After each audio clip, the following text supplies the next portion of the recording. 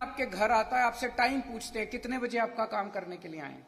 आप जो टाइम बताते हो उतने बजे आपके घर आता है सरकार से कोई आदमी और आपके घर आके आपका काम करके जाता है। आपको कोई जो दिल्ली के अंदर किया वही गुजरात के अंदर भी लागू करेंगे। तीसरी बात, जितने नेताओं के, मंत्रियों के, बड़े बड़े लोगों के काले धंधे चल रहे हैं गुजरात के अंदर, जितने इन एमएलए के, चाहे किसी भी पार्टी का एमएलए, जितने काले धंधे चल रहे हैं, सारे काले धंधे बंद किए जाएंगे गुजरात के अंदर।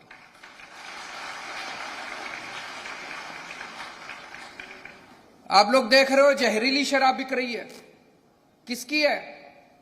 इनके मां बाप तो इन्हीं पार्टियों में बैठे हैं, इसको बंद किया जाएगा। आप लोग देख रहे हो नशा बिक रहा है खूब जम के, नशा खूब इंपोर्ट हो रहा है, कौन कर रहा है? उनके मां बाप इन्हीं पार्टियों में बैठे हैं, इसको बंद किया जाएगा। जितने काले धंधे हैं इनके मंत्रियों के, इनके अफसरों के, जितने जिनके भी काले धंधे, सारे काले धंधे बंद किए जाएंगे।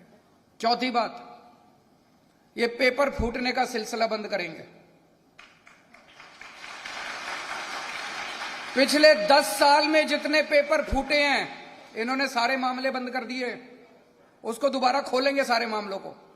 जितने 10 साल में पेपर फूटे हैं, उनके जितने मास्टरमाइंड सरकार में और इनमें बैठे हैं पार्टियों में, सब लोगों को पकड़ पकड़ के जेल में डालेंगे, किसी को बख्शा नहीं जाएगा।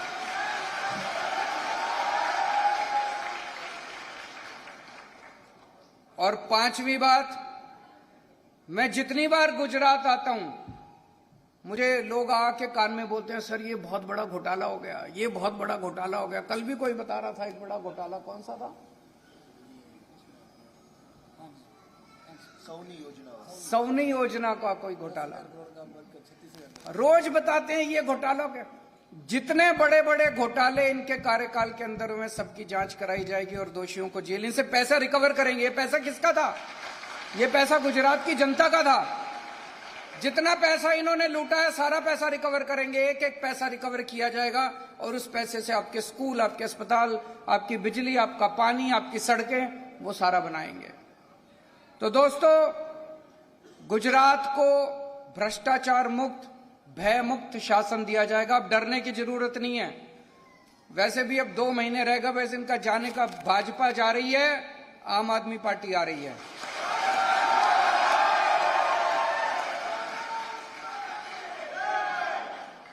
कोई प्रश्न है पत्रकारों के तो बता दीजिए।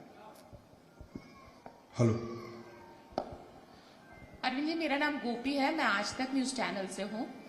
मेरा सवाल आपसे यही है कि कल जिस तरीके से आपने, इससे पहले आम आदमी पार्टी ने गुजरात के डीजीपी को एक खत लिखा था कि आपकी जान को खतरा है, आपको सुरक्षा मुहैया करवाई जाए। कल जिस तरीके से आप ऑटो में जा रहे थे, पुलिस आपको सुरक्षा दे रही थी और आप सामने सवाल कर रहे थे, क्या कहेंगे उसको लेकर?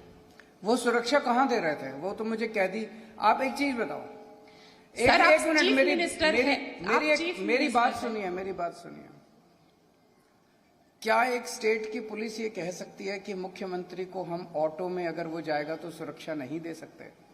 मैं पंजाब में ऑटो में गया, मैं दिल्ली में ऑटो में जाता हूं, वहां तो कभी किसी ने नहीं कहा कि आप ऑटो में जाएंगे तो हम आपको सुरक्षा नहीं दे सकते। एक मिनट, बात पूरी सुनिए आप। उनका मकसद सुरक्षा देना या नहीं देना नहीं था, उनका मकसद था मुझे जनता के बीच में जाने से रोकना। जनता में तो केजरीवाल जाएगा, केजरीवाल तो जनता का आदमी है, केजरीवाल तो जनता में जाएगा और इस दुनिया में किसी की हिम्मत नहीं है जो केजरीवाल को जनता से काट सके। तो तर्क वितर्क मत कीजिए, आप उनकी मंशा समझने की कोशिश कीजिए।